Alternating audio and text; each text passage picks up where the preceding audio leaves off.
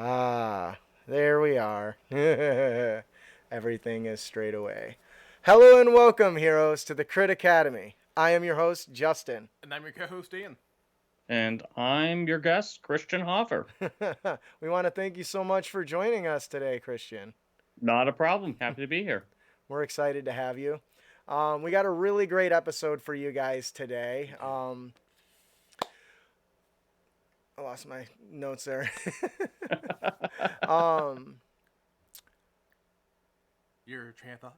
yeah, our show, this podcast was created to provide you, our heroes, with new and reusable material for both players and DMs. We hope to inspire you with creative content that you can bring with you on your next adventure. Our show may not be suitable for young children, but neither is our D&D games. Ain't that the truth? No. So we got a really exciting show for you guys today. Obviously, we have a wonderful special guest, Christian Hoffer. Thank you so much from comicbook.com. Our main topic today is we're going to be actually interviewing you, discussing your article series called The Anatomy of a D&D Campaign.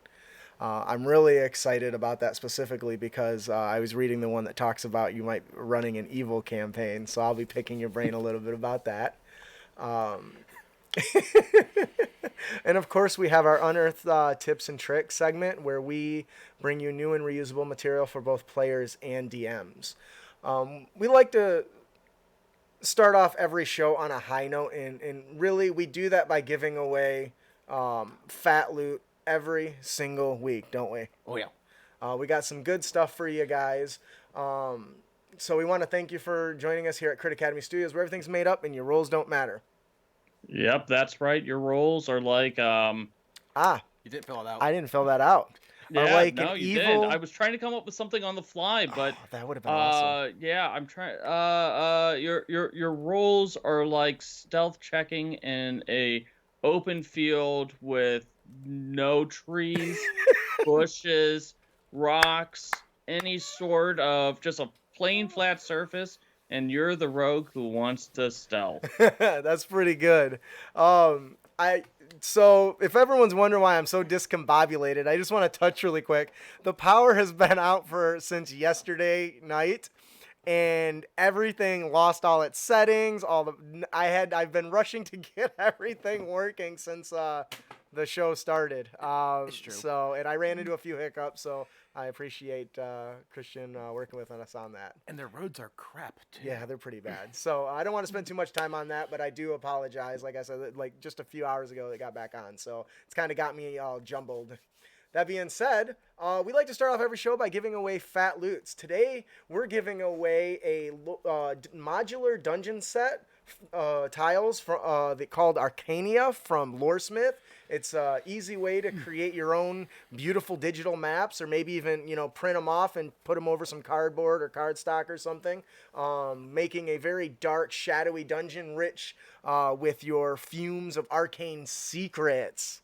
I really love this thing. If you haven't checked out Loresmith's new digital content, you need to. The guy's amazing when it comes to developing the squares. Christian, who is our winner today? Tal Lover 55. Woo! Congratulations. I'll add After Effects here later because that shit's not working.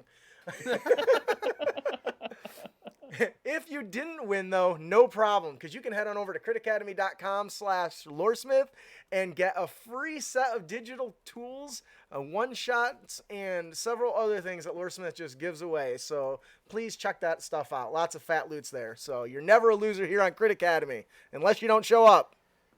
Brandon? He'll be back. Yeah, there's another guess.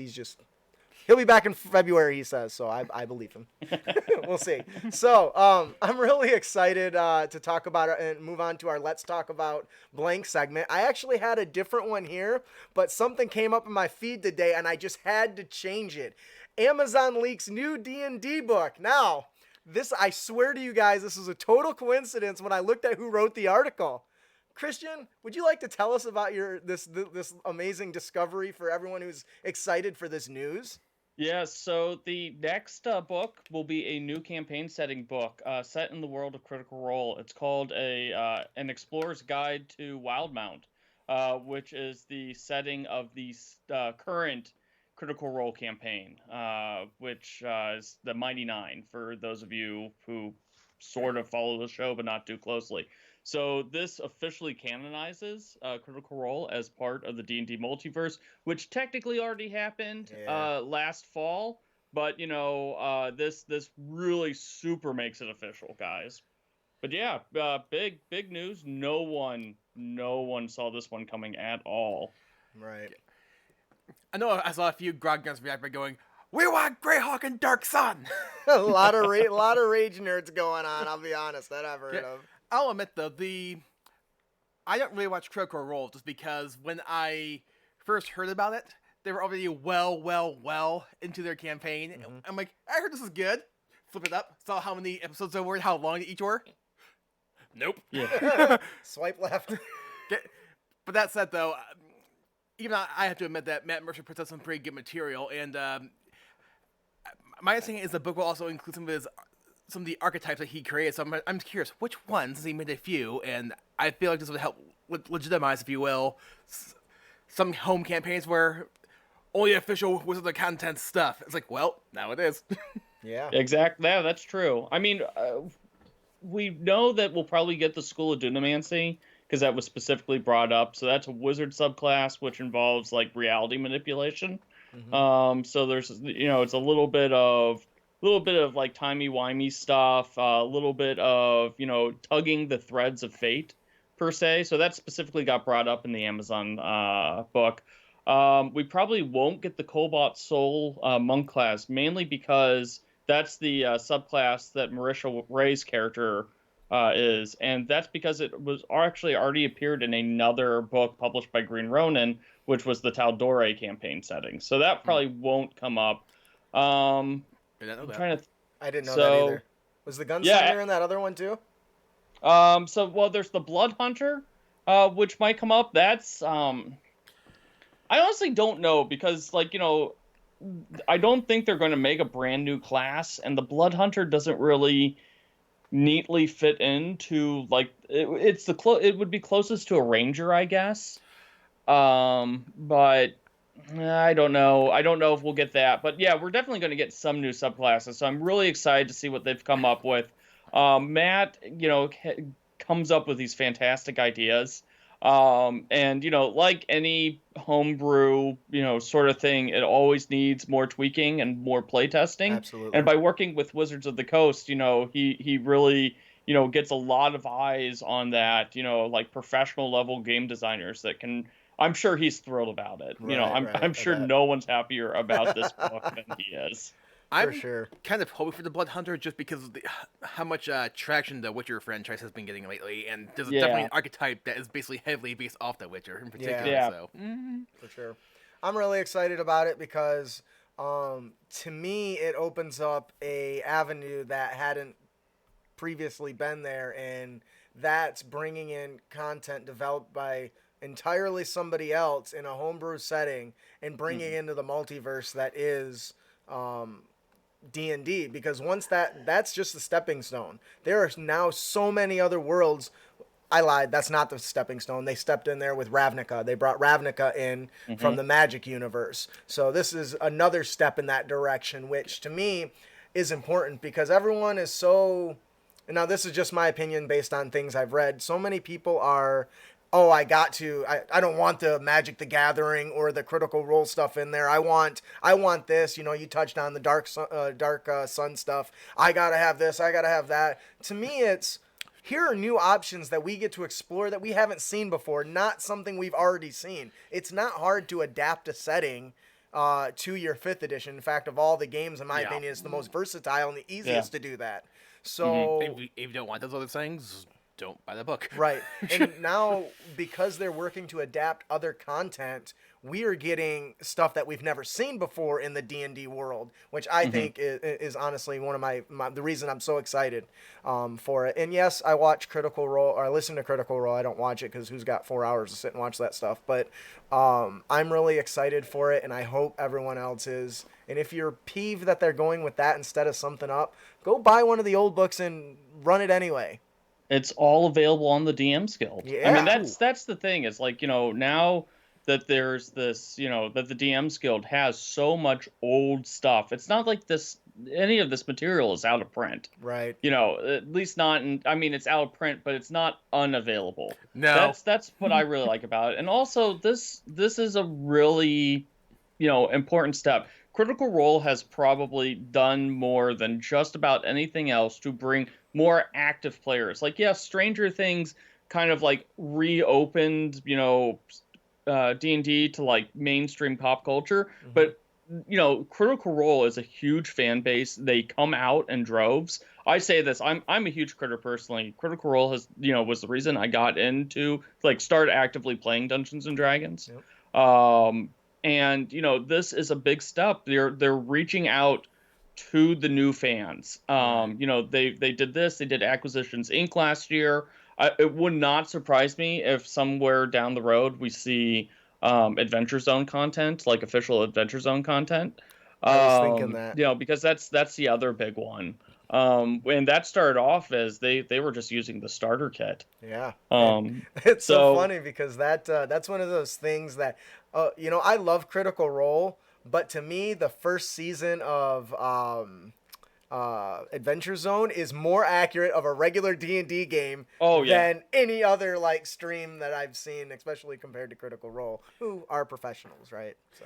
Well, yeah, they're all professional voice actors who are, very skilled at improv.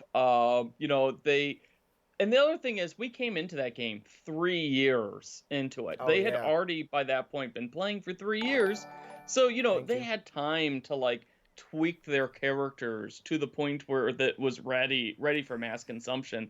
My home game, we're entering our 3rd year, and I feel like only now do most of the players really have a handle on what makes their characters tick. So right. That you're not alone in that one. We've had many topics on that where people, no matter how much you expect players to learn stuff away from the table, I feel like they don't really learn it till they come back and sit and actually are doing it. DMs do it away from the table. Players don't generally. In my experience, that's not always true. I'm aware of that. So, anyways, I'm really excited for this. I was cracking up when I realized you were the person that wrote the article. I was like, this is perfect. Yeah, I wish it wouldn't have leaked. I'm sure they had the tomorrow's announcement's going to be huge. One of the sad things about my job as a journalist is, I'm a fan of Critical Role. I'm a fan of D&D, but my job is to report the news. And when Amazon leaks something, I have to report on it. So, I was a bit disappointed that Amazon just couldn't keep it in their pants, but they got better this time. They almost made it. They came so close. And you guys can catch the link in our show notes to the full article that Christian wrote. So I highly recommend reading that stuff and keep an eye out for all his other articles. He's got some good stuff in there. I think that'll do it for our Let's Talk About Blank segment. Before we move into our main topic, if you enjoy the show, please make sure to hit that like, that follow, that share, all that sort of stuff. You can head on over to critacademy.com and check out all of our D&D supplements that we've released. We're getting better and better with each one that we release, so definitely consider checking those out and signing up for our newsletter to be entered to win Fat Loots each and every week. We give away good stuff. Good stuff. I think so, anyway. Yeah. And so does everyone else because they're all high star rated stuff. So well, that is so when you guys listen to me like, I didn't win again. Dang it! Yeah, sorry. We've recently since I redid the site, we saw a significant increase in subscribers. So thank you all. Totally worth the struggle and pain and suffering that I went through to put it all together. So and you let everybody else on the show know that you were suffering. Yeah. Anyways, I was like, you guys need to do something. I'm too damn busy. That being said, let's move into our main topic here today, Anatomy of a D&D Campaign. Christian Hoffer, thank you so much for joining us. For the people who don't know who you are, can you tell us a little bit more about yourself, Christian? Yeah, sure. So I'm Christian Hoffer. I write pop culture news for comicbook.com. That's a website owned by CBS. We get, I think we're somewhere around 40 million visitors a year. I'm honestly not sure of the analytics, but we are a very huge pop culture site that deals mostly with nerd culture. So I write mostly about D&D, tabletop news, and Pokemon. I love Pokemon. I recently finished Sun, so I'm behind the times. I know there's other ones out now, but so very cool. I actually love your articles. I actually one of the first articles I read from yours was an article that you covered a product of Jeff Stevens. I think it was one of his first encounters books. Oh yeah. And ever since then, I've been following you personally. I love your content. You're a great Mhm. writer, and you always turn me into emptying my wallet. So I want to thank you for that. Well, we do try to cover a lot of DMs Guild material. I love the DMs Guild. I think it's great. It's a great resource for both DMs, players, and for up and coming writers. So I'm at this point, I guess you could say I'm kind of invested in its success and the Mhm. success of a lot of the creators on there. But I try to write a few DMs Guild articles a week, and plus it helps as a D&D news writer, they only put out products 3-4 times a year. So what am I supposed to write about the rest of the time? Right. Yeah. So luckily, the DMs Guild is pumping out a lot of professional quality material. So I have no qualms writing about that, and it's like quasi official. I like to call it second party content. Hmm. So yeah. That's an interesting term. Is that because they're using a lot of WotC content, but still published? Yeah. Well, they're technically they're kind of like they're working under a license of sort, Hmm. but not directly because WotC ends up owning the content. Yeah. Uh Uh, so it's a weird setup where you can't really call it first party because it's not, technically Wizard sanctioned, but at the same time it's not third party too because they're publishing their stuff on a Wizards owned marketplace, and they're using Wizard IP. So yeah.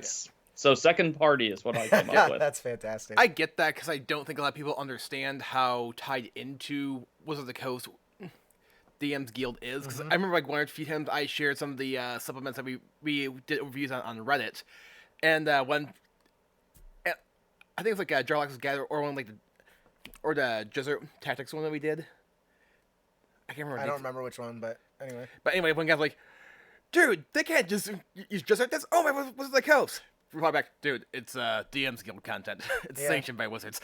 Yeah, I remember Yeah. that Dritz conversation. Yeah. Yeah. And most people didn't understand that. So yeah, Yeah. I think that's actually a very apt description of that. That's very cool. So you mentioned you work for comicbook.com. Is that a full-time job if you don't mind me asking? No, it's technically like a part-time job. So my day job's in commercial banking.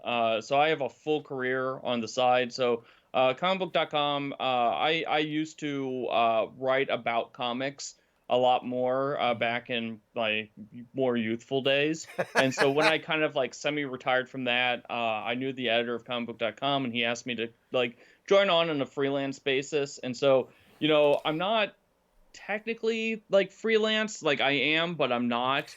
They're my only client. I've been told repeatedly not to refer to myself as a freelancer, by like, the powers that be. So we have an interesting setup, but I've been working there for 5 years now. So yeah, I can't really complain about it too much. And they let me write about basically whatever I want, That's as cool. shown by, my major beats, Pokemon and D&D. Very cool. Um, so we always like to ask our guests a couple questions before we get into the discussion of their content. And my favorite one is, what is your most memorable D&D moment? Oh, I've been thinking about this for a while, and I'm not 100% sure I have a great answer for you. I'm an always DM. So my most memorable D&D moments are when I get to see my party succeed or when my party really fails. We've had a couple of like really epic close encounters. The first time I got to put a beholder on the table was probably our craziest fight yet, just because like the party totally lost their minds. Like they just forgot what they were doing. So three of them, and I kind of knew, like, so I have this tendency of playing in these, like, DMing these very large groups.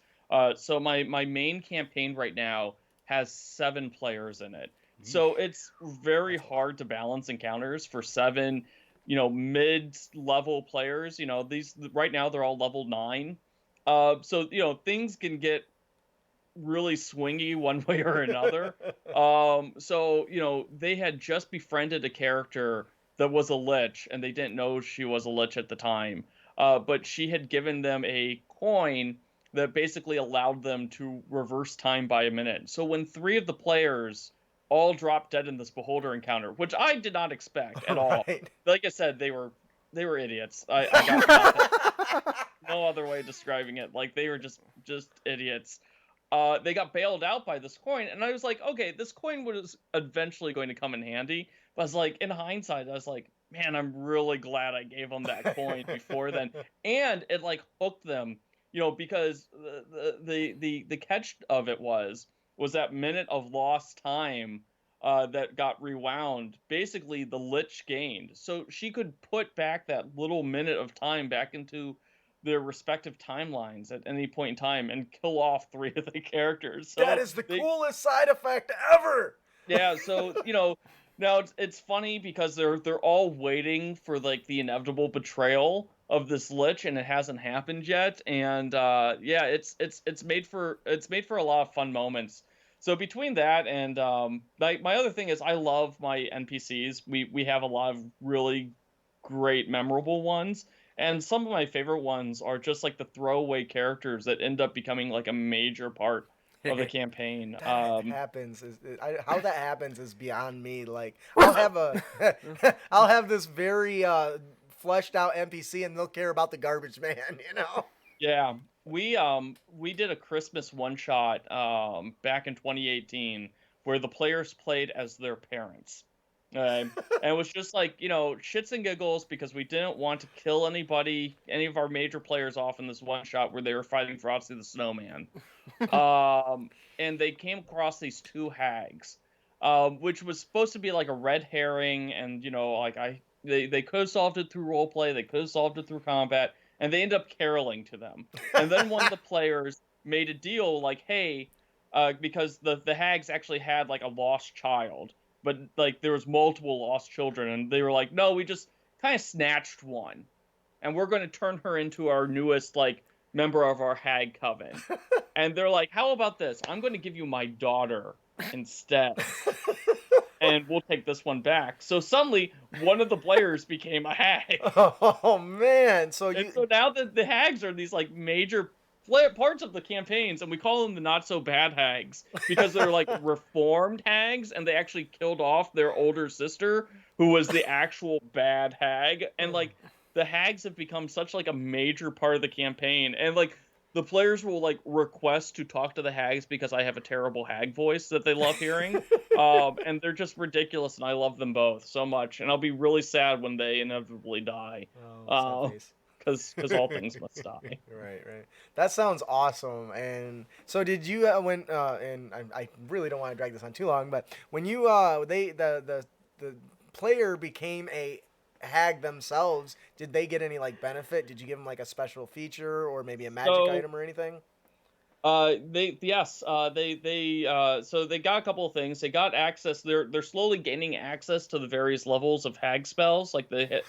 I don't like the as long as the hags are within 90 feet of each other, they gain the benefits of the hag circle. Mm-hmm. So I've ignored that rule, and so they are slowly gaining more and more access. But the big thing is that this campaign centers around 9 major demon lords that have all been imprisoned inside medallions, and the various forces trying to either obtain the medallions for themselves and thus seize the power of the demon lords, or the demon lords' followers trying to free their masters. And so this player actually had one of those they're called the Talon marks I have no idea how I came up with that name. That's They have cool. nothing to do with talons or marks.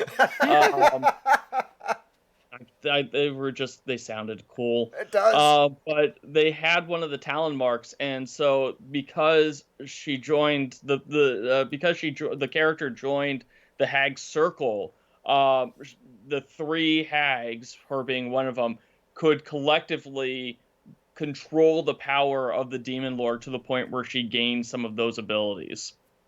And now That's cool. now she's gotten they added another member to their Hag Coven, who also has another Talon mark. So now she has two Demon Lord abilities, which is pretty cool. Do you have room for another player? Uh, no, like I Oh, have you shot me one of our down. friends has been begging me for like several months through proxies to join the campaign, and I finally relented. So I'm just waiting for them to join. So we'll be at 8 players then, and it's like I live in a small house. Like we don't have enough room for all these people. We all like cram around a coffee table when we play, Yeah. so it'll be interesting. Oh, that sounds so cool. So, and last question I want to ask directly before we actually get into the anatomy. Is there a moment where you've ever failed as a DM or as a player? Oh, plenty of times. I've lost my temper. I lost my temper one time. Like Ooh. I don't always. The one of the lessons that I've had to learn is, as a DM, we put a lot of time into like building the world, building the story, prepping for sessions. And something that I learned, it was about a year into the campaign, was, to take the amount of time and effort that you're putting into it and make sure that matches that of what the players are putting into it. Because like my first group, and I love them, they're like some of my best friends. It's actually this like the campaign that we're about to talk about is Yes. that group. I was like had like just notes upon notes upon notes, and they just wanted to fuck around. And like, I lost my temper about it. I was like, okay, and like it was something that I needed to come to a realization. I mean, there were some things that they were doing wrong. Like, like I felt like I wasn't being given the respect for the amount of time that I was putting into it. But, it's a two-way street. I was putting in way too much time and effort into it. And so like, I dialed it back a lot, and it became a much more enjoyable experience. And so like learning that lesson was a hard lesson that I had to learn, but I think that my DM style has really benefited as a result. Yeah. I think that is a great segue, unless you had something. Um, what that game made me think of was I think we've all at some point dealt with a DM who lost her temper and have said, "I'm the DM, my game, my rules." Oh, I've never said that. Yeah, right. I've been pissed off before. But I feel like if you're saying that, then that is usually the point where the game's dead. Yeah. Yeah. Yeah, And no, and that's the thing is like, you're in a weird spot as the DM. Like, Yeah. we haven't the nice thing is we haven't had a real blow up in our D&D games in a couple of years now. And most of it is just, knowing what the expectations are. yeah. Like, sometimes like yeah, it annoys me. Like one time I had a player complain about like that there were too many like, plot threads in this epic fantasy story. I'm like, have you ever read epic fantasy? Like, but like I took that complaint under advisement, and I started to dial them down. Like a lot of them are just plot hooks. Like you can Right. take them or leave them, or it's stuff that you guys are going to have to confront like 6 months, a year down the road. Right. Like it's just stuff going on in the background. So you take that criticism, and it's never meant, well, most of the time, like most of the time, none of this is meant as like like a personal attack. So you learn from what your players want, and then you need to adapt. I mean that's the big thing is like DMs are supposed to be adaptable. The biggest weakness of a DM is when you are the my game, my rules mindset. It's not Yeah. your game. No. It is technically your rules, I guess, but players don't like them, then they're not going to play with you. Right. It's like, it's not. You're right. It is your game. We have no players. Yeah, exactly. And I get into that online with people a lot. My wife's always like, "You shouldn't bother arguing with those people." It's like, I have to prove them wrong.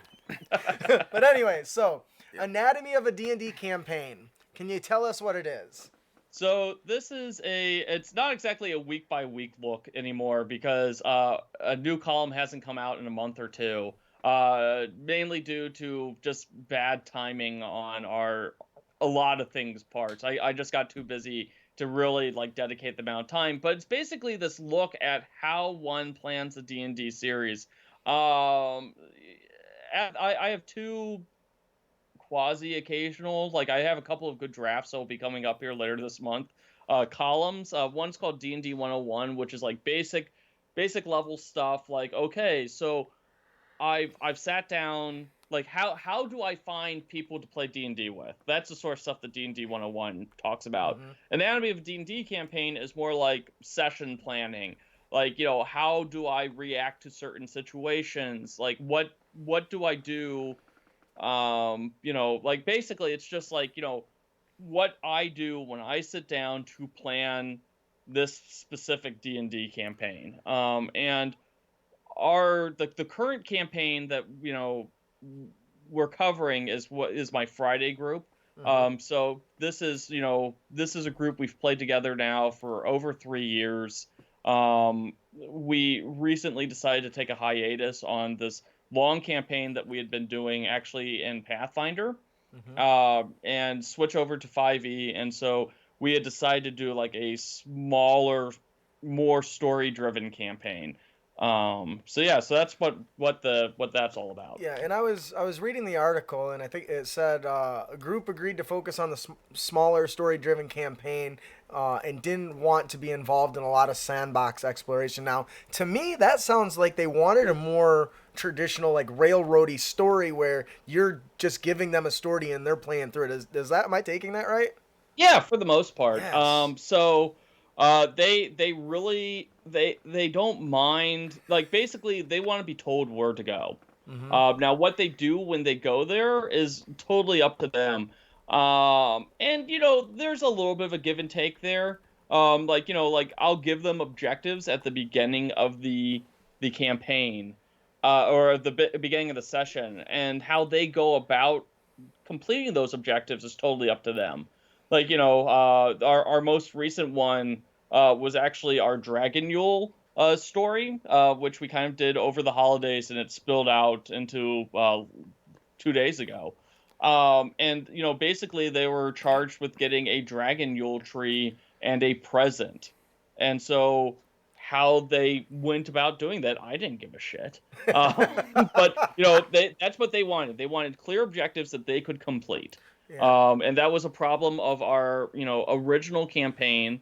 And it caused things to drag out way too long. And I think that the group, especially the background of this group, like I said, we'd been playing together for 3 years, but 2 of our players had broken up and had split apart, and we didn't really feel comfortable with continuing that story. And so everyone was kind of like, okay, we don't know what the future holds, so let's like actually get a campaign done. Those are rare. And I was kind of like in the back of my head, like, I don't know what that means, because the only other married couple that's here is me and my wife. It's like, I don't know.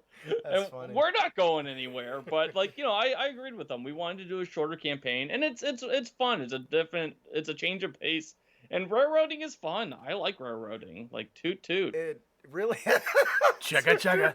You sound like a big choo-choo train. The reason this really caught my eye is because, with the exception of the adventure books we're running right now, we just finished Storm King's Thunder and we're moving into Descent into Avernus. Up to that point, I've always played what I call a modular game, where I have major plot points. But I don't care how they get there, Like, okay, Big Bad is planning to murder this person over here who's their political opponent. They know that. I don't care how they address it. I don't care what they do. Eventually, they're going to get there. And I just kind of guide them that way, depending on what choices they make. And some people, to me, that's like railroad light. Like, I've got a plan in place, but I don't really I don't say, here's the only hook you have, go do whatever you want, and okay, how can I as the DM tie that set of events to this character or this NPC or this event? So I've always been a fan of that, but I find it works best because my players aren't generally aware of it. It's Yeah. they feel like they're in control, but I don't give them 100 plot hooks because I can't remember them all. I mean, yeah, I mean that's how most D&D campaigns I think go is um you're in charge of building the background, and how the players react to it really is what the story is. I mean, like somebody getting murdered by somebody else, I mean, they're not unless they're the ones who's got the knife or have the knife put in them. Mm-hmm. I mean, that's the sort of railroading that's bad. Is like, Right. okay, I point to you and this guy died. This guy is coming for you, and the murder has to happen no matter what. Right. That is bad railroading. Good railroading is what you talk about. Is like, the characters are aware of something that is going to happen, and how they react to it is what the story's about. If they want to ignore it, they can ignore it. Like, if they know about an assassination plot about the king, but they don't give a shit about the king. King dies. The king dies, and then they have to deal with the aftermath, Yep. which is maybe the world falls into anarchy, or maybe the new king is better, or maybe the king has no heirs, but it turns out that one of the players actually is the bastard kid of the king. And there's a million different ways that you can take that story. and that's why I love So that people say format. that sort of thing is railroady. They don't know what actual railroading is. Yeah, right. I want to go left. I don't give a shit. There is nothing to the left. You're going right, asshole. Yeah. So Chuckle says only half the calories for full flavor railroad. Exactly. Okay. One of the things that you pointed out in your article was in this main campaign, your players wanted to play kind of an evil campaign, if you will. But lots of people point out that evil campaigns often fizzle out because just being evil isn't really much of a motivation for a good storyline. And let's face it, a lot of times that usually ends up in people backstabbing each other a crap ton. But Yeah. why do you believe that being evil by itself is... Why does that always fizzle out? Well, I think that because people they don't have a motivation beyond like, I want to play backstabber. Well, it's in my nature to backstab. So I'm going to backstab the people that I'm most likely to backstab, which are the people that I interact with. Which are the other players. And that like, I'm not the biggest fan of PvP combat personally. And that seems to be where a lot of evil campaigns go. It's PvP. Screw And this like, person before they screw me. if you're just constantly murdering your NPCs, then like what the hell's the point? That sort of thing. So that's why I think that like being evil isn't a good enough motivation for an entire D&D campaign. Yeah, and I would agree with that. At first, when I was reading through this, I was like, well, I've only successfully run one real evil campaign, and that's because the players didn't know they were evil. Yeah. They're like, wait, are we the bad guys? I'm like, yeah. But I remember a friend of mine, I forget where he heard this. He saw this one DM whose players wanted to play an evil campaign, and they went like, we want to play an evil campaign, but we want to keep everything on track, and we don't want to outright murder each other. How do we play evil characters and not do that? Their DM then pulled out a history book and said, here you go, and it's the history of the Nazi Party. because they don't think they're wrong. Well, yeah, that's that, and that was what the big thing is you have to come up with a way that the characters are the protagonists of the story. Mm-hmm. If you're running an evil campaign, that's fine, but they still have to be in their eyes the good guys. There needs to be something motivating them, and there needs beyond just like, I want to stab people in the back. It's like, that's a murder hobo campaign. Yeah, That's right. not an evil campaign. That is just okay, you walk into a town and you start murdering every person you see. That's fine. You can do that. Many D&D campaigns do that. But, like that's not like a good campaign, especially a story-driven campaign, you can get away with that in sandbox stuff because there's not necessarily a hard plot. But if you're doing a story-driven evil campaign, you have to figure out a way to make that works. One of my personal favorite villains, and I know I'll probably get laughed at for this, is I absolutely loved Arnold Schwarzenegger's Mr. Freeze, because his whole evil thing was he's trying to save his wife who he froze because she's dying. I mean, I think that's something everybody could relate to. I'm sure the acting is horrible and the story plot itself is garbage, but out of that story plot, I loved Mr. Freeze because you really could understand where he was coming from, and that made him a real sort of bad guy, good guy, I guess. I mean, good guy, bad, good guy, wrong approach. Yeah, no, and that's like the best villains think they're right. Yeah. They're not just evil for the sake of being evil. They usually have some goal, and the best villains are the ones who have a goal that you can relate to. I mean, occasionally you get your like Jokers and stuff like that, which is just like chaotic evil, but the bulk of them, stray more towards like lawful neutral or lawful evil, where they have a clear reason for doing what they're doing, Right. and they might not be wrong. Thanos. One of my all-time favorite villains is from the show Farscape, Scorpius. Mm-hmm. And he's one of those like villains who, at first you're like, I really hate this guy. He's doing all these horrible things. But once you get to know the character, the series goes on, you're like, wow, this guy has really gone through crap. No wonder why he's doing what he's doing. And let's face it, he definitely, without question, plays the long game, and he definitely has a simple, brutal efficiency to it. And he even has respect for the main characters, and vice versa. And he even, under the table, kind of nudges him along and actually helps him out, because it kind of, let's face it, helps him out long term. And you actually respect the guy, but only for him to now and then do something and you go, oh, right, evil. He's the bad guy. Right. So, in this article, you say we tossed around a few ideas. Maybe someone had imprisoned the god of death, referencing the evil campaign. This is interesting to me because it sounds like you sat down at the table with your party and decided on the plot of the campaign, and that's interesting. I've never seen that before. Well, so when we sat down, we kind of tried to do this like session 0, where we were talking about the characters, and when they decided they wanted to do a more evil campaign, my rebuttal, because that's not what I usually do for D&D, is, okay, you guys need a reason for doing the things that you guys are doing. And so what we eventually ended up settling on, and sadly, this really, we talk about that this is an evil campaign. This isn't necessarily an evil campaign. This is an idiot campaign. Everyone, all the players play as morons. Everyone on this island seems to be a moron, because they all roll terribly on literally everything I do. It's like, oh god, apparently you guys are fighting a bunch of idiots, which makes sense because you are also idiots. It's just an island of idiots.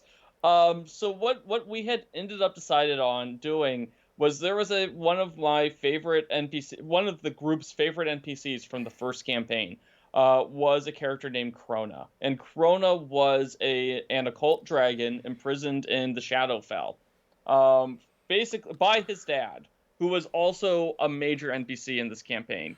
And basically Krona's crime, the reason why he was like in timeout, was because he convinced his godmother, who was a time dragon, to go back in time so that he could install himself as a god. And so he did that. It was fun. Then his father showed up, wrecked everything, and then put him in timeout. And so timeout. That's and funny. so the idea was that the cultists, were the remnants of this ancient religion that was set up in the dragon's eyes relatively recently. So it's a young dragon, very irresponsible, not necessarily evil, but just more stirs up trouble wherever he goes. And so he accidentally frees this entity that his father had also imprisoned called the Thousand Mouths. And this is an entity of consumption, which is literally eating its way to the material plane to eat the world. And so That's cool, the man. only way of stopping this is for Krona to get free. And so the cultists are trying to free him so that their god can stop the problem that he created on accident. So, they're playing cultists, so they're definitely bad. Like they play as characters, not outsiders to society. So in that sense, they're bad. But, are they evil? Really evil? I think that depends. I mean, they're trying to do a good thing. They're trying to save the world. It's might take one or two human sacrifices to do it. Right. Yeah.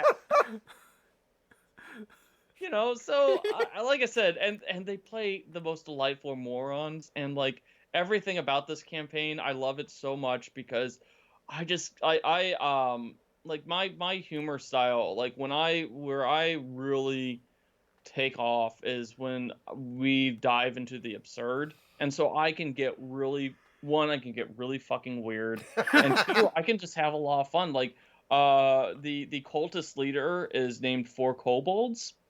And it's four Named kobolds, Four and Kobolds? yeah, That's his name? he's the four kobolds is actually four kobolds that hide inside a very obviously stuffed dummy that just sits on a chair. It's the trench coat midget and stuff. The characters don't know it. I mean, they know that four kobolds is actually four kobolds because the four kobolds don't even do a very good job of hiding it.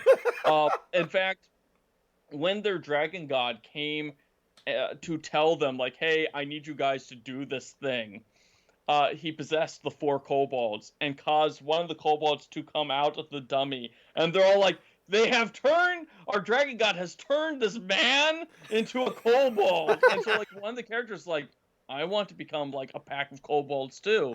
Like, when we complete this task for you, I would like to be reborn as, like, and the number keeps going higher and higher. It's like, right now he's like, I wish to be reborn as 85 kobolds.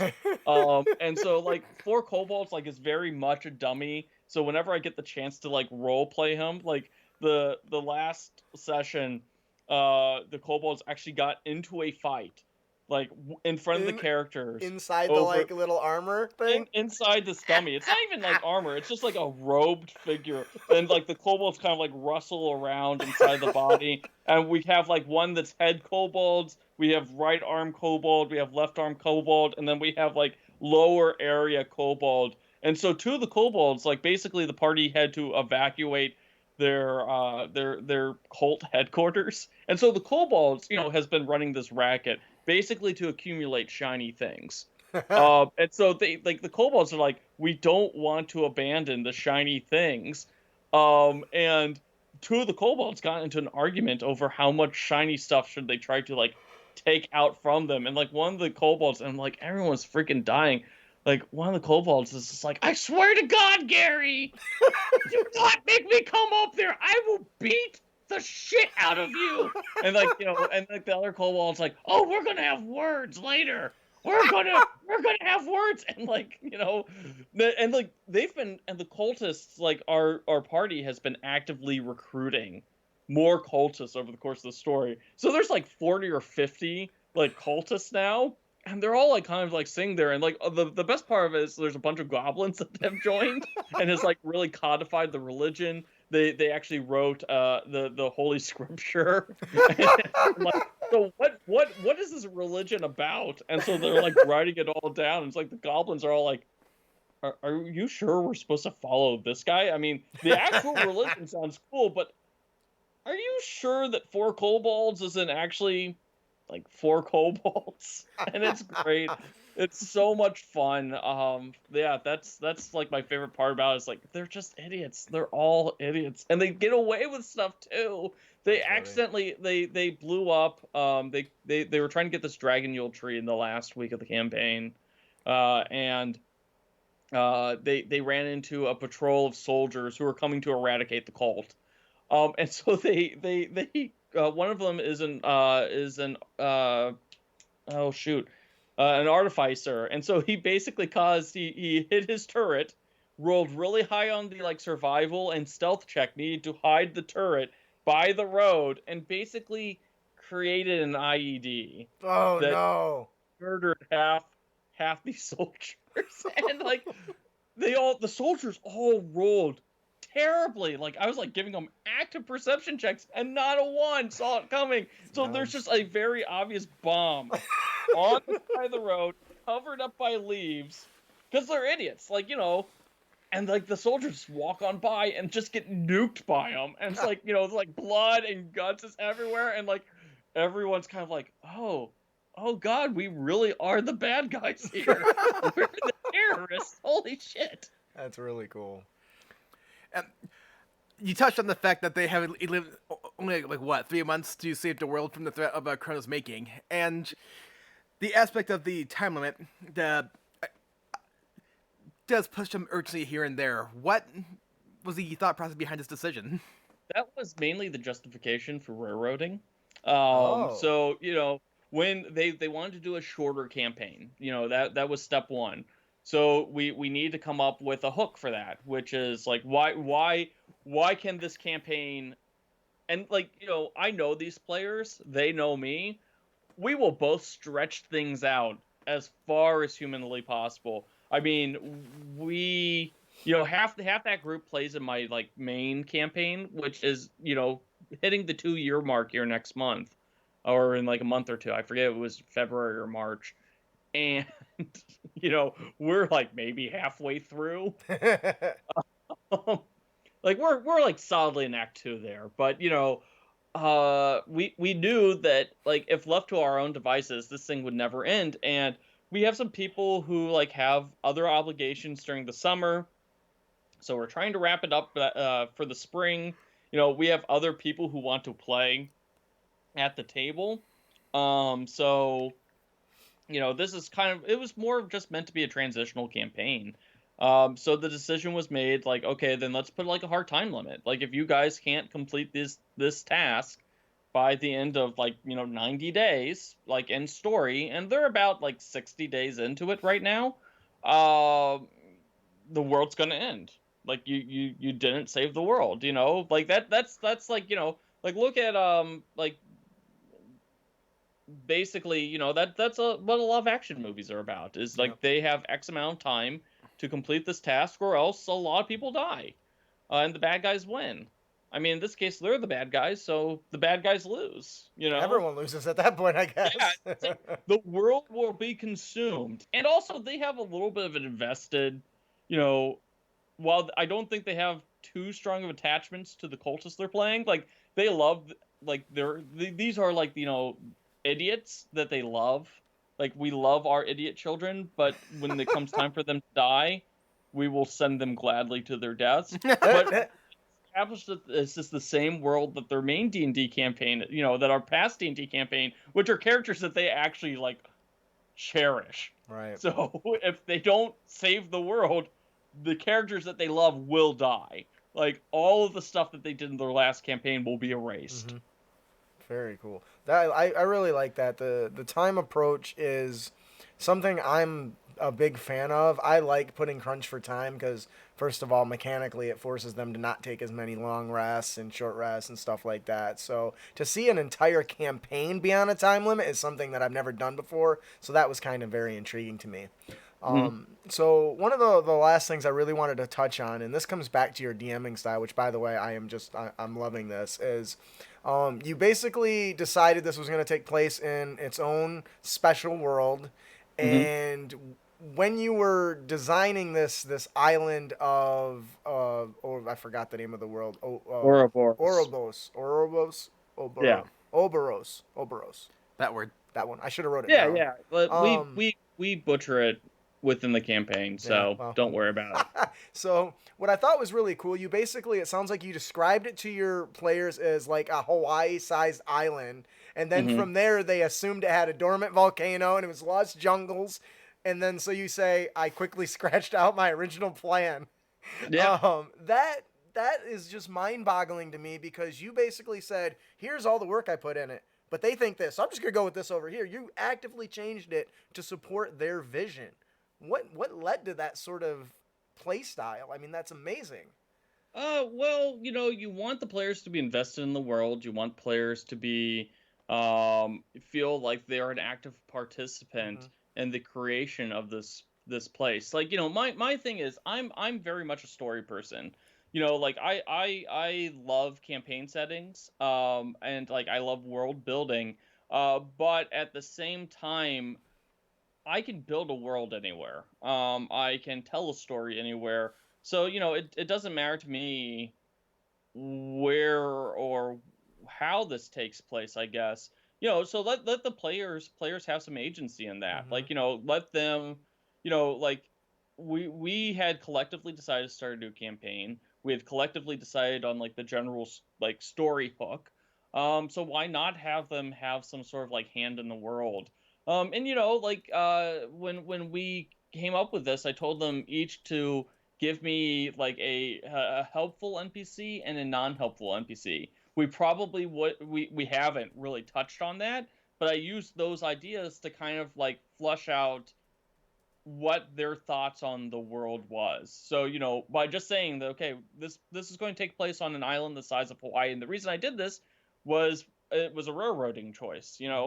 If they only have so many places they can go on this island, Right. but they immediately thought of like, okay, like the Hawaiian chain. So each of their characters come from different islands and this island chain. That wasn't really something I'd thought of, but yeah, sure, why Why the hell not? not? Like, let's run with it. Right. Okay, I can deal with this, and also I like it because let's say that we want to keep this thing going for some reason. We're not going to keep this thing going, but let's say that we will.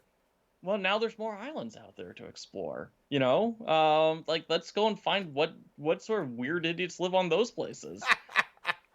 Relatives of the players, probably. Yes. So you overall are putting this chain of articles together as you're making your way through your campaign setting called Anatomy of a D&D Campaign. Hmm. How you already mentioned that previously that it wasn't week to week. Yeah. This is still something that is ongoing that people can follow and monitor in your progress through, and maybe even ask you kind of details about what they want to see you discuss in your articles. Yeah, yeah, I will be writing up a new Anatomy of a D&D campaign here, probably next week, or like, in this coming week, we'll try to get one up here, especially since I now talked about it on a podcast. I should probably get back to it. The reason why we stopped is we didn't play during the month of October. Ah, Was the main reason why. Each of the players, we had decided there's 4 players. This is the first time I've ever played in a 4-person D&D campaign. And then we added a 5th. One of our friends literally showed up out of nowhere and was like, "I would like to play D&D. Can you teach me?" And it's like, we're playing as morons, but yes, you can. She's loving it. that's fantastic. But each one of the players had like a different reason, like a different weekend that we were out. So we just didn't play for the month of October. It's like I had nothing to write about during October. And then November, the new Pokemon game came out. So literally my life was consumed for about 3 weeks writing about that. And then the holidays were here. So Yeah. that's the main reason why this series hadn't like picked up. But we've got a couple of good sessions. We had some like good writing ideas. Good couple of cool things have happened. We've had a couple of twists to the story. So yeah, there's something to write about now on this. So yeah, it'll be fun. That's awesome. Where if they want to follow you aside from comicbook.com, what other places can they find you at? I'm very active on Twitter. That's at C Hoffer, CHOFFER, CBus, CBUS. So that's all one word. So that's the main way you can find me. I do run a weekly Pokemon podcast that CBS puts out on a weekly basis Ooh, because that is a weird thing that happened last year that has become pretty popular. So that's called A Wild Podcast Has Appeared. So if you want to listen to me ramble about fictional cute little monsters. That's something I do. As soon as I get a link, I'll toss that into the show notes for you as well. No, thank you. But yeah, so so that's the main two places is Twitter. I talk about D&D a lot. I'll have a lot of thoughts about this new Explorer's Guide to Wildmount tomorrow. I'm trying to like be respectful. I know a lot of the Critical Role folks on a professional level. So I and the D&D folks, obviously, I know all of them, and I like all of them. So, like I said, it sucks that their embargo got broken by Amazon. Right. So I'm trying not to talk about it too much. But once the announcement comes out, I will have my words about them. We'll definitely be excited to see that. Oh yeah, I'm we'll super excited about swear it. that. So, before we move on to our final segment, we have another gift to give away. That's right, another one. Compliments of our boy Jeff Stevens. We are giving away a copy of Encounter on the Savage Seas 2. Have you actually had a chance to look at this book there, Christian?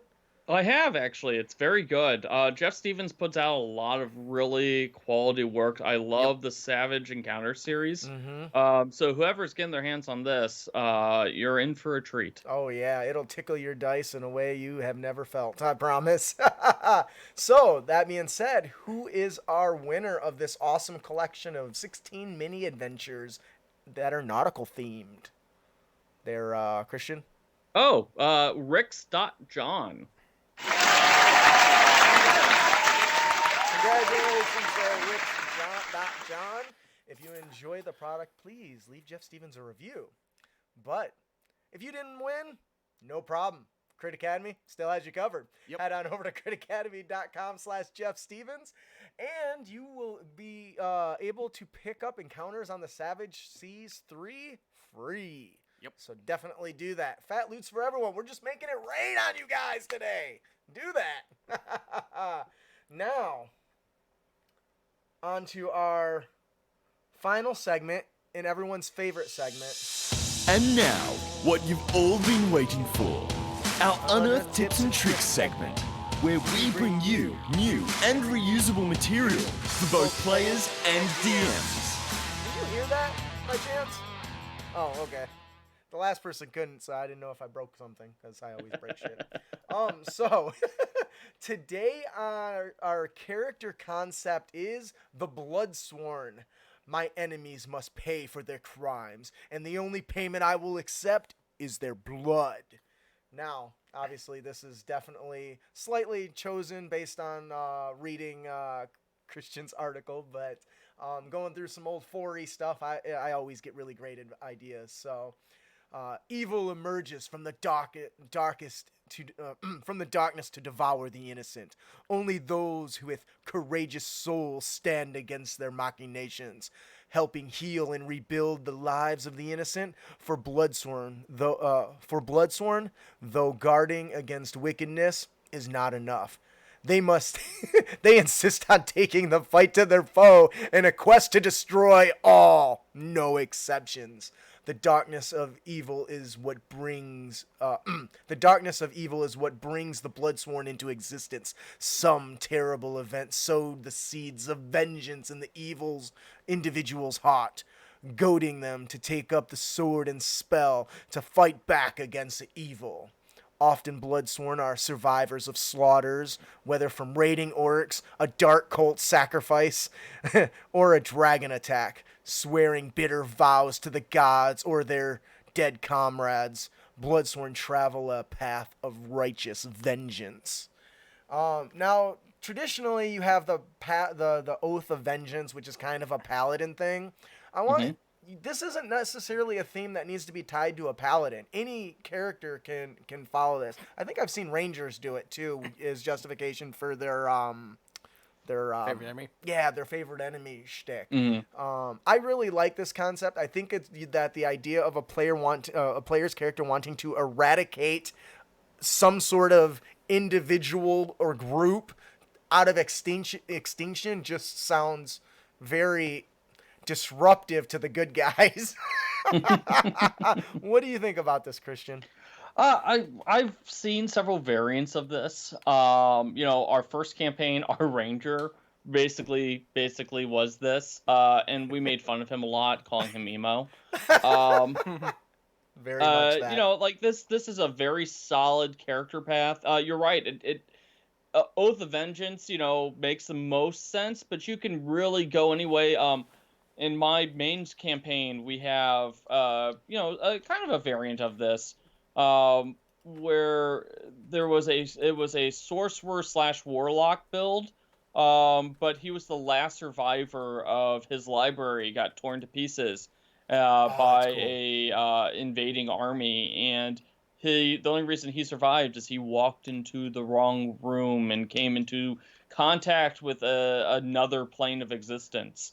That's awesome. So, but you know, that actually has become like a major plot point in our campaign. And you know, what's nice about this from a DM's perspective is, you know, the story hooks are all there. They're all built into this. You don't have to do anything. You know, like you know, you have a character that's instantly invested the second that somebody shows up. You know, that's great. I love that personally. Yeah. Ian, you got anything? I immediately thought of Sheldon Cooper's sworn enemy list from Big Bang Yes! Theory. Yes! You've just made my list. I would love to be a player just carrying a list of sworn enemies. Like, I'm adding you to my list and then physically write it out. Billy from Village X is next on my list. He called me a jerk.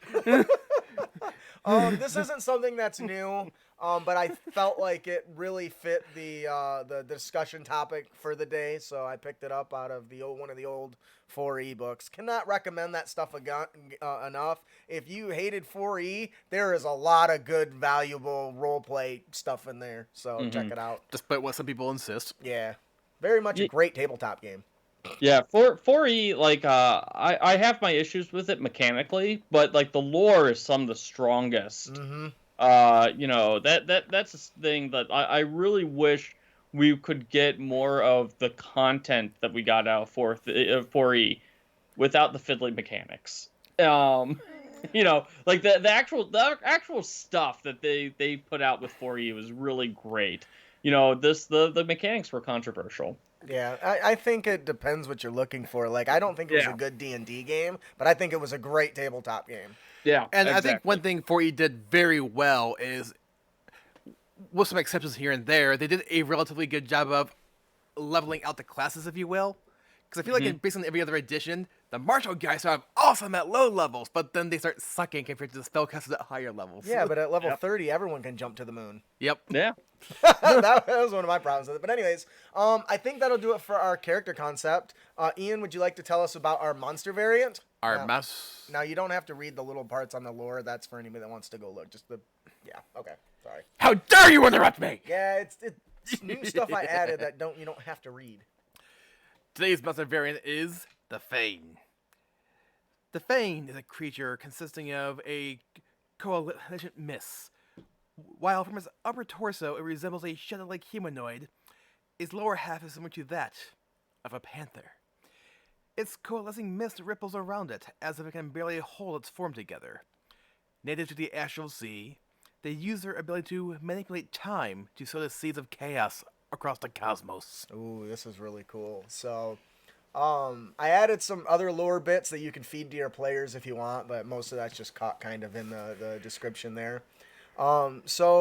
Christian, if you're new to the show or anybody that's joining us for the first time, for our monster variant, we basically take an original stat block from the monsters manual and we make a few alterations and we do our best to keep it within the same CR. Sometimes it bumps up or goes down a little bit, but we're really trying to change the stat block to give you something new and juicy. So for this to work, Ian, which features do we have to remove from the Death Slad?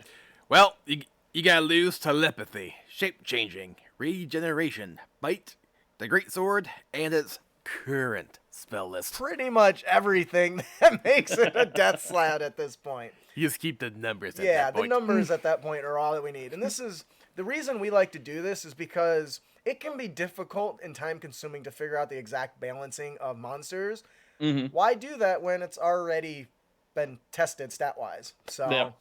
Yeah, that's one of the biggest lessons I've learned as a DM is just use existing monster stat blocks and kind of build from them. absolutely. So you're gonna give it a new spell list. It's going for at will cantrips. You're gonna give it Blade Ward. Or at will. I can't say cantrips because they're not all cantrips. For at will, you're gonna give them Blade Ward, Ray of Sickness, and True Strike. That's right. I said it. True Strike. Ba-da-ts. No one uses True Strike. When you have legendary actions, it's not as crappy. You're going to give it 2 a day each. Because it's a bender and twister of time, you're going to pick up haste, ray of enfeeblement, and slow. All of these are great ways to represent them either aging the character or to slow them down or just altering the sense of time around them. And then once a day, you're going to let them do cloud kill and most importantly, plane shift because we got to get out of Dodge sometimes. I'm out, suckers.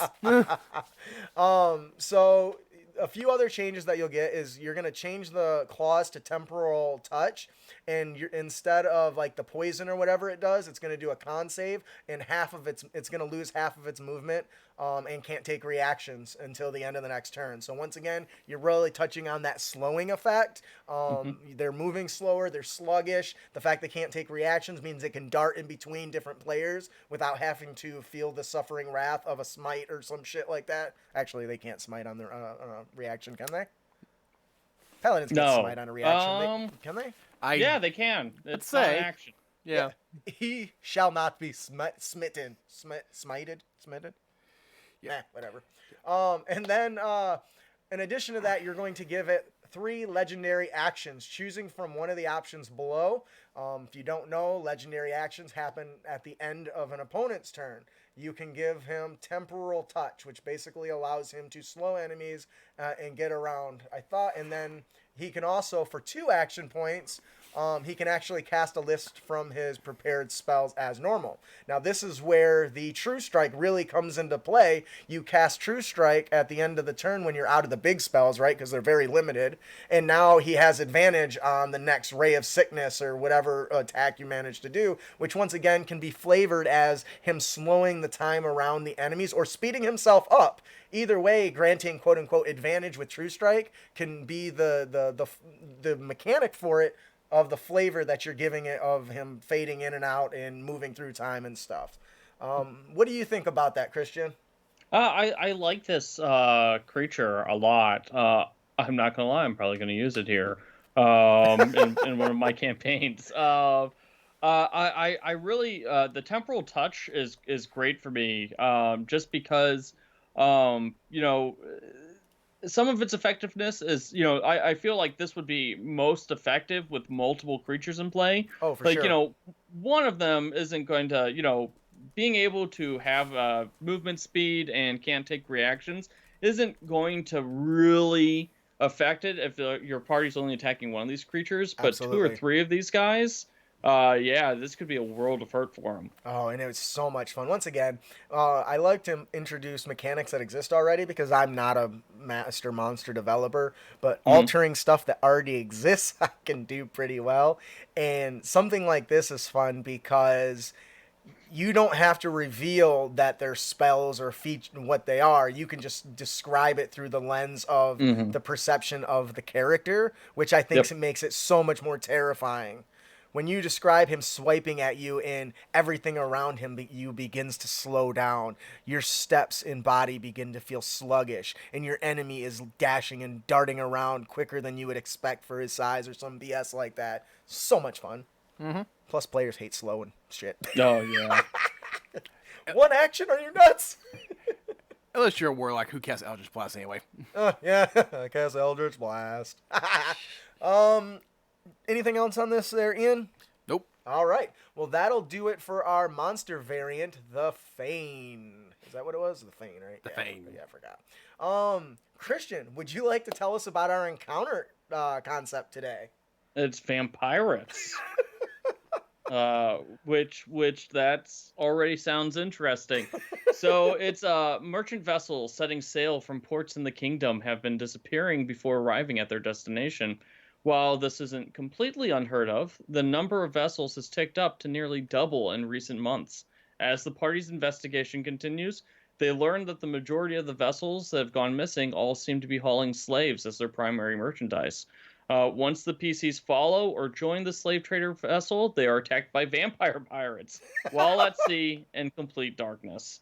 The PCs learn that this nest of vampires avoids deadly adventurers by taking out slave trader ships, which the adventurers are also likely to avoid. Oh no, the slave trader ships are also likely to avoid adventurers, which that's smart. And with the collection of slaves, it allows the nest to feed for months, and the recent uptick is because of a new leader, one with a much stronger thirst.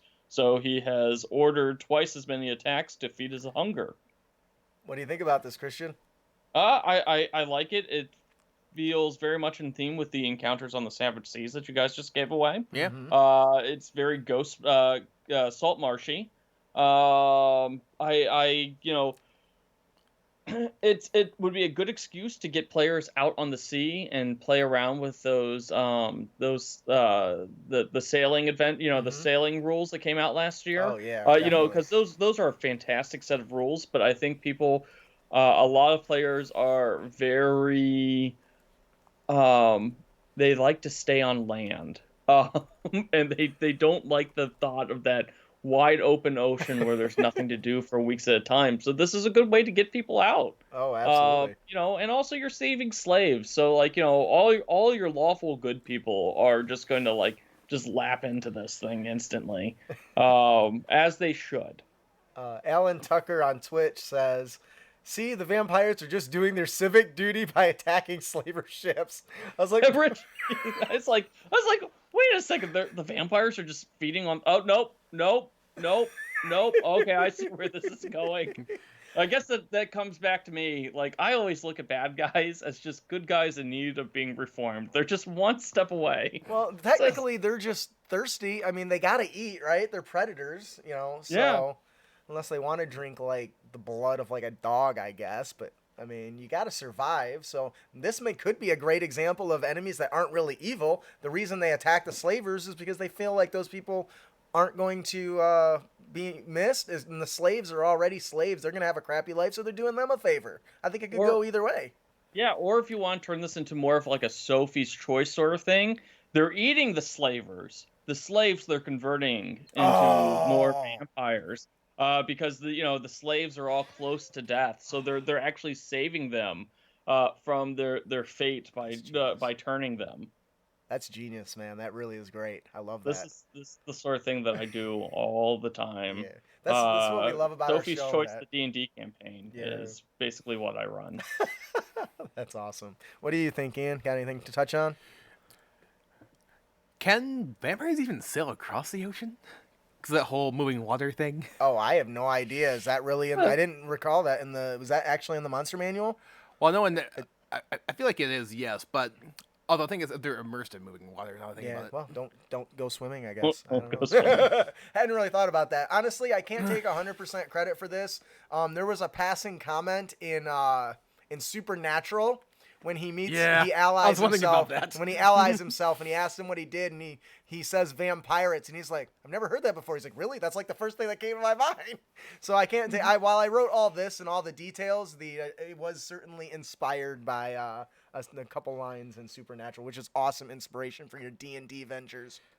Vampire takes 20 acid damage if it ends its turn in running water. Well, then, as long as it doesn't end up in the water, it'll be okay. In this edition, anyway.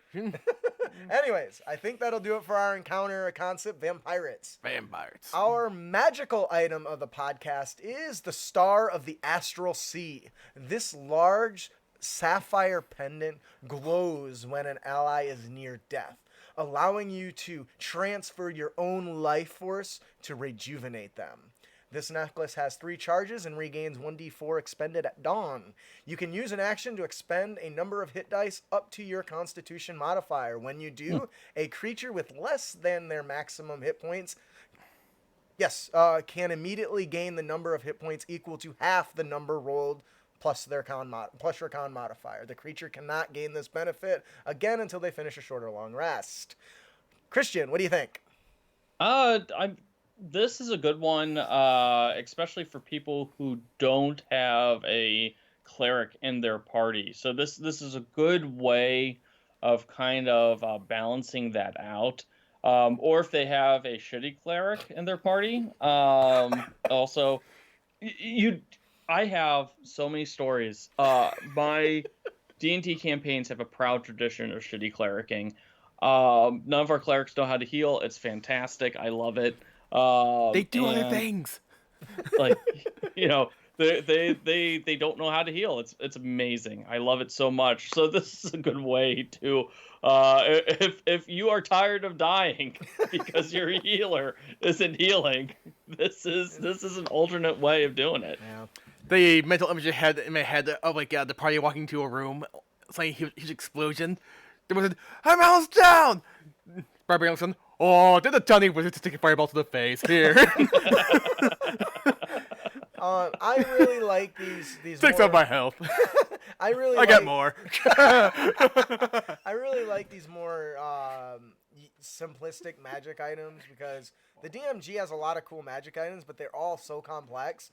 And I think that's interesting when you consider the fact that the game was designed with none in mind. Which, by the way, for those of you who don't know, is part of the reason why the CR ratings are off when you use them. Because they were designed with no magical items in mind. I learned that, so... I got thoughts about that, but that's another topic unto itself. Yeah, that you'll go on a long rant, I'm sure. Anyways, I love this magic item. I hope you guys will use it. Let me know what you think. I think it's, as Christian said, it's a great supplement for a group that doesn't have a full dedicated healer.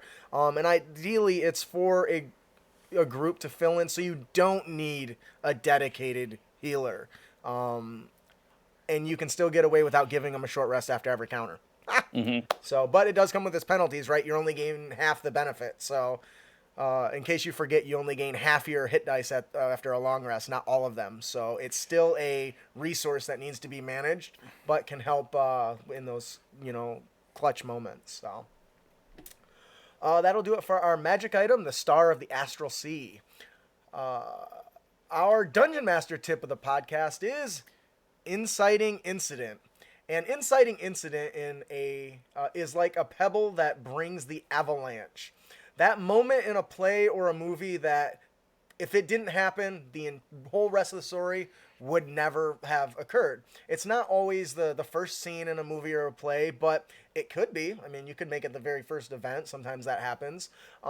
It's the important moment that really drives the rest of the story into high gear and sets the central conflict into motion. Like Luke Skywalker's aunt and uncle being killed.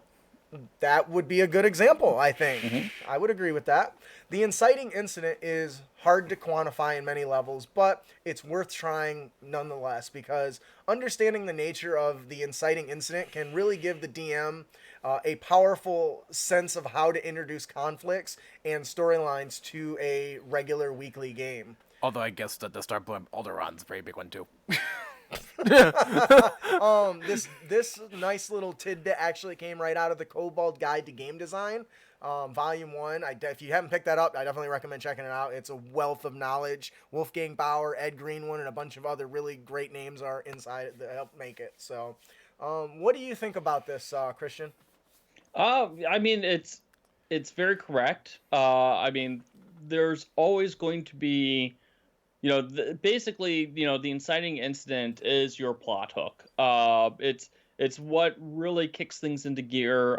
It doesn't always need to be an event or an active event. It doesn't need to be a combat or something dramatic. It can be something as simple as somebody finding a worthless medallion inside a magic shop and deciding to buy it. Yeah, so that's the thing. It's like, this is how you get your players invested in your story, is, what I think the most important takeaway is the inciting incident is how players want to come back to the table, why they want to come back to the table. That's definitely accurate. I think that when I was reading this, the thing that really hit home for me was, for instance, I actually in the notes, I referenced the Vampirates example, because why does the Vampirates encounter exist? It exists because vampires are killed by adventurers daily. All right, so they decided, okay, people are killing us. What can we do about it? That's really what started that whole thing. Same thing with like the Lord of the Rings. How did that get started? Anybody? A ring. Oh, look at that! I found something. Yeah. I mean, it's as simple as that, but after applying this technique for a few months, I realized that I can easily form good hooks just by a single sentence of an inciting incident, is what it's called in here. And using that as kind of my template, I found that I have written better stories because of it. And that's why I wanted to share this with you guys. I guess that's the whole point. It's from a guide to game design. So, any other points on this topic that we didn't really touch on? Nope. All right, fantastic. That'll do for our Dungeon Master tip, the inciting incident. Now, our player tip of the podcast is, Don't be a dick. and you can avoid dickitude by not checking every damn thing. You guys suck. You waste my time all the time. Don't do it. It's not necessary. Sorry. I find that ironic after last Friday. Yes, there is a bit of irony for those of you who don't know. I'm going to keep that to us. Yeah. Anyways, so many players like to poke the floor with a 10-foot pole as they, move through the dungeon hall and, looking for traps. And, better safe than sorry. I'm gonna keep doing that.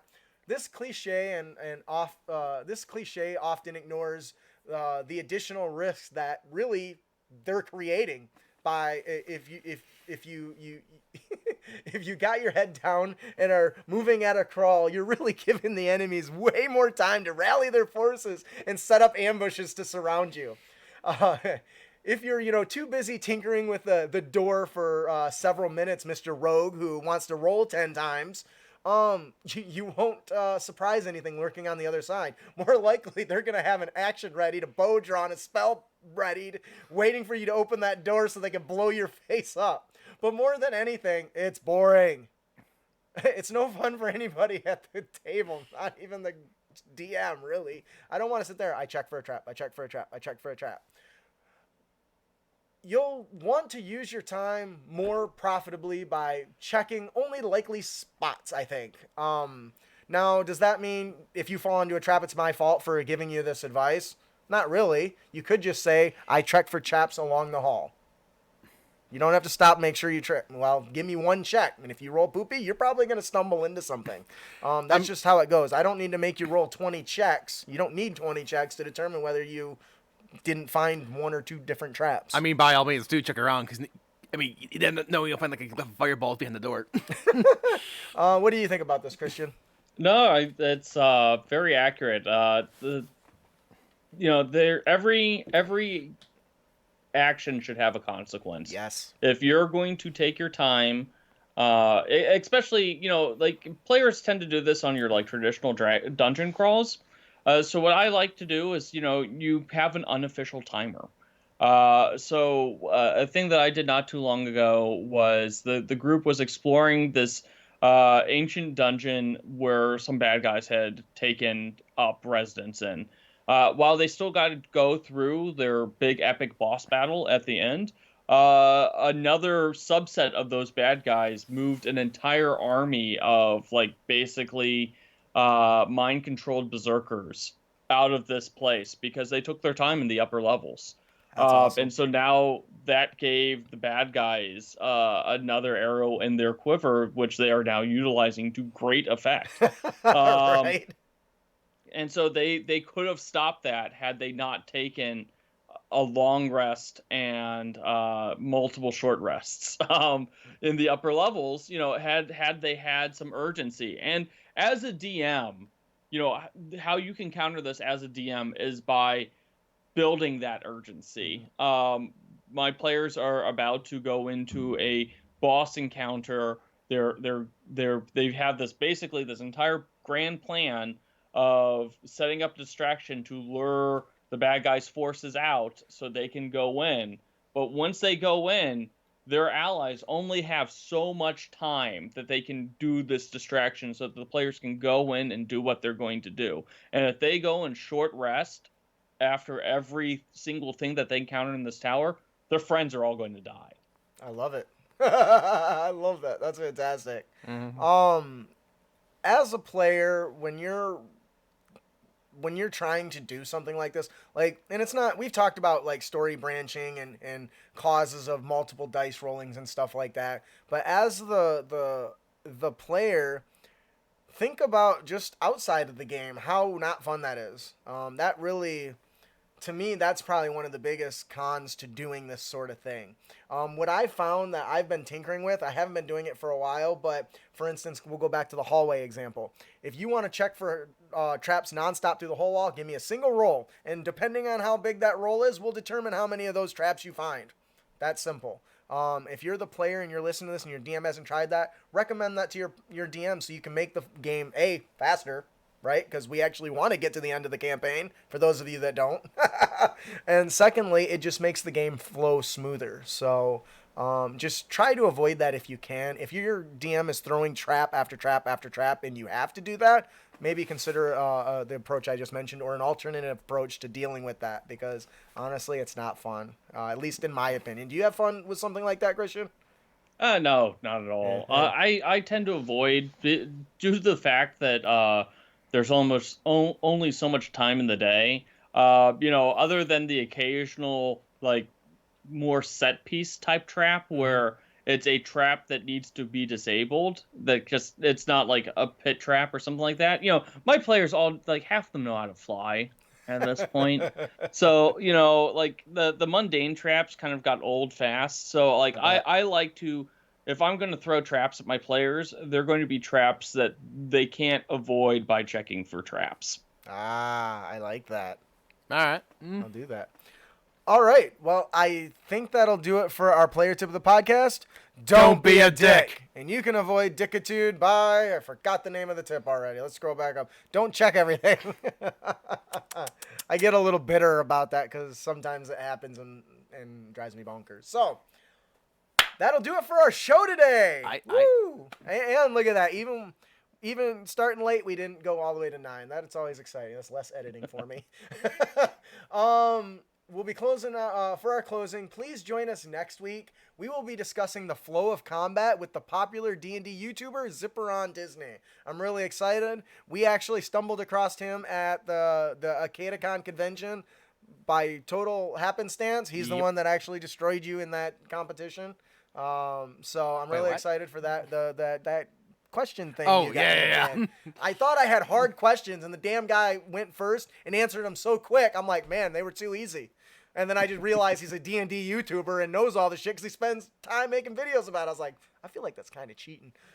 Anyways, if you have any feedback on our tips and tricks or topics you'd like us to discuss, please send them to us. You can email us at critacademy@gmail.com or find us on Twitter, Facebook, and now Instagram at Critacademy.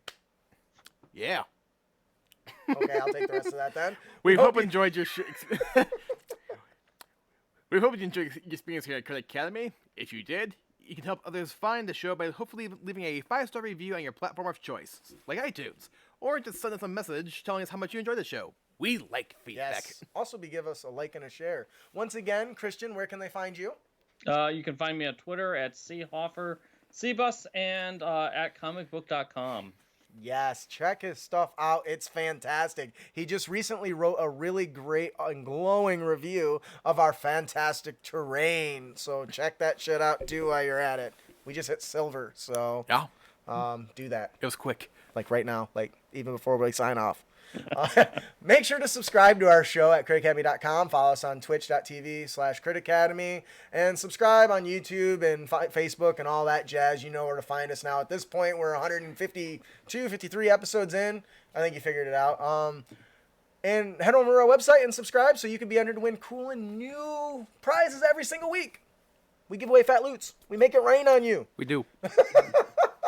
Make sure to also check out our fellowship members as well. Huge shout out to Interparty Conflict. Gabe and Jeff do an awesome job answering your questions each and every single week. Check out Brute Force and Ignorance, an actual play podcast. And also follow The Kind GM on Twitter. Guy's awesome. Fantastic. And follow Jeff Stevens if you're not. And Gregerson. They're really good stuff too. Anyway, I am your host, Justin. And I am your guest, Christian. And I'm your co-host, Ian. Did I say I'm your guest? No, I said I'm Yeah. your host. I did? I am your Yeah. host, Justin. I have to fix that. Keep your blades sharp and spells prepared, heroes. Hey, intern, you hear that? You gotta fix that. Yeah, oh, we got an intern now. We got an intern. He's going to help, I hope. We'll see how long that lasts. I'm really excited. So now we'll hit everyone wave to the camera, say goodbye. Bye. See you guys later.